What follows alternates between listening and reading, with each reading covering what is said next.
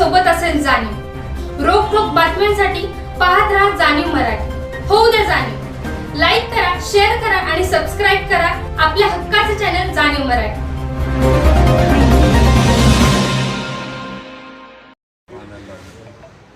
महाराष्ट्राचे उपमुख्यमंत्री यांचे सर्वांचे नेते यांच्या खऱ्या अर्थानं मार्गदर्शनाखाली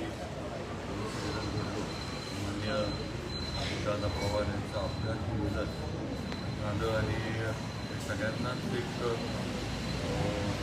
शब्द नाही आहे किंवा हे बोलण्याचं पण धाडस होणार नाही की दादा आज आपल्याला नाही अतिशय संवेदनशील, कार्यक्षम आणि वेळेचं महत्त्व राखणारा नेता आणि स्पष्ट वक्तेपणा, प्रशासनावर अतिशय मजबूत पकड असणारं नेतृत्व दादांचं होतं आणि असं नेतृत्व आज महाराष्ट्राच्या सगळ्या पटलावरनं हडपलं आहे।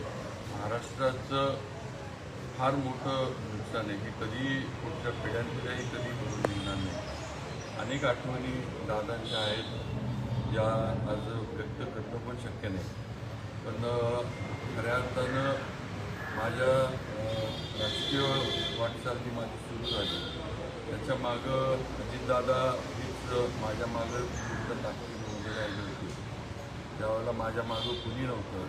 महाराजांचं माझ्या वडिलांचं निधन झालं होतं आणि अतिशय संघर्षमय याच्यामध्ये मी राजकारणामध्ये सुरुवात केली होती। अशा ह्याच्यात दादांनी पूर्ण ताकद मला दिली आणि मला राजकीय वाटचाल माझी त्यांच्यामुळे सुरू झाली, त्यांनी सुरू करून दिली। हे नक्कीच मला सांगावंसं वाटतं।